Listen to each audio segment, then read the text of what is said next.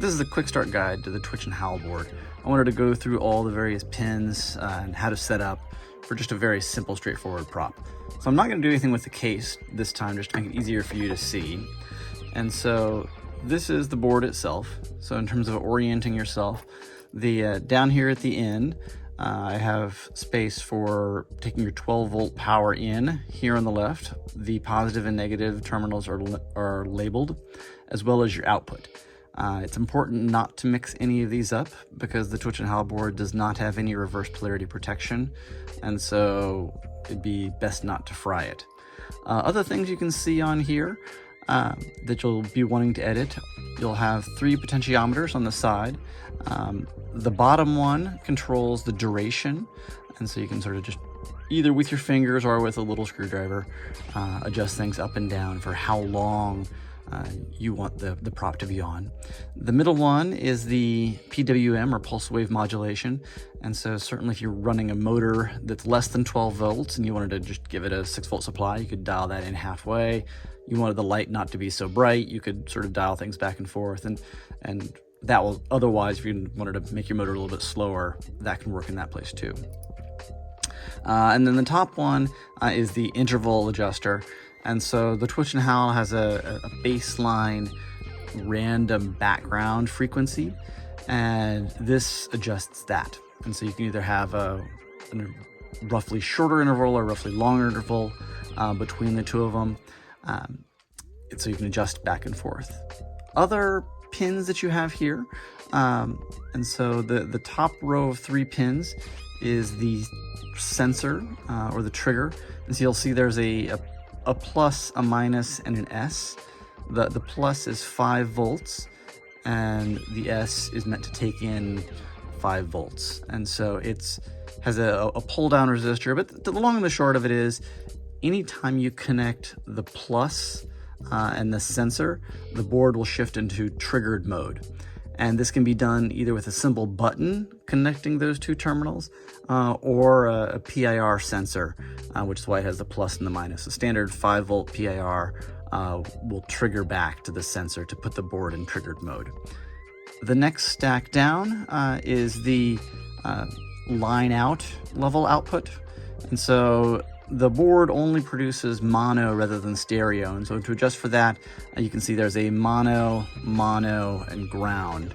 And so if you want to plug that into your stereo, you'll need to have one of these sorts of adapters, which basically takes it from the DuPont type pin connector over to a 3.5 millimeter jack, which you can go ahead and get set up with.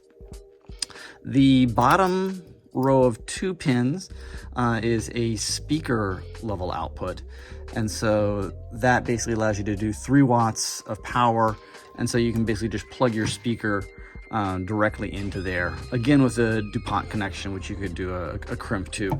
This is just sort of a standard marine speaker. It's rated to, you know, some absurd number of watts, but the 3 watts produced by the board drive it quite nicely. The last pin interface to be aware of is the ISP headers, and so that's these 6 little bits here on the side, and so that's really useful for programming the board. And so if you're interested in programming the board, check out that. I've got a link on the website with a few more details there. And so yeah, this is a fully Arduino compatible chip and board, and so you can program it using the Arduino IDE, interfacing through those 6 pins. In terms of other things here on the board, this is the JQ 8916P audio output chip, which has a USB port, and so you can plug that in to download your audio onto the board. It saves that here. The other pieces to be aware of: when the board is playing, it has a little red light that shows up here, a little red LED. And the other indicator LEDs to help you troubleshoot is LED 1 lights up when the trigger is on, and then LED 2 lights up whenever it's giving signal. So whenever it's telling your prop to be on, you'll see LED 2 light up. And so those are sort of the basic how-tos and the ins and outs of the board. But then I wanted to go ahead and just do a quick setup here so you can see what things look like. So other things you're going to need, I've got a 12-volt power supply. I have a powered speaker. I'm going to do this demonstration with the line out output. And then I've got a PIR sensor and a cable here as well. And also you need to have a prop of some sort. So the prop for this one is just going to be a simple light underneath a skeleton dog. So he'll make a growling noise and flash. The prop can be of a wide variety of things. Of course, any 12-volt motor, any light. Also, you could have this hooked up to a relay to drive AC circuits, or lots of other options. Okay, and so to put things together, I'm just going to take the PIR sensor, put that in, putting yellow to the sensors out, and then making sure that that yellow also corresponds to the sensor on the trigger. And then for the line out audio, just making sure that my black goes with my ground.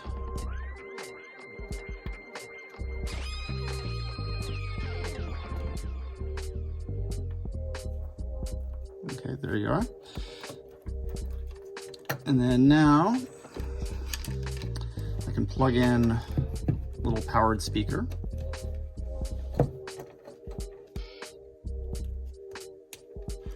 Okay, and now it's just a matter of attaching the prop and the power.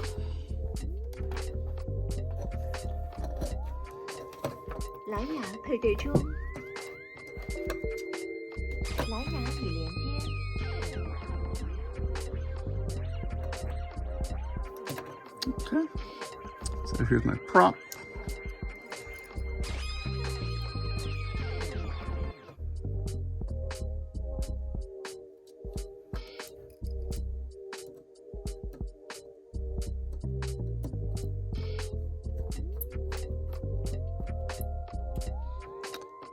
Screwing those into place.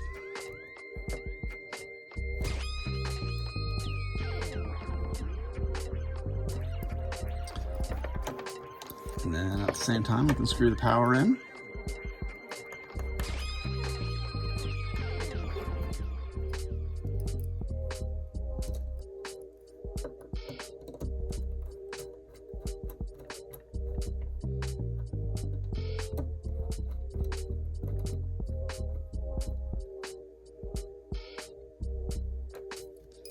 All right, and then plug the board in.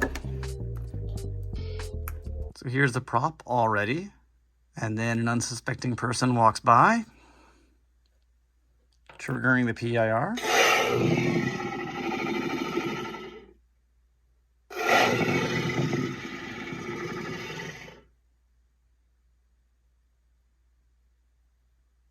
And there you go.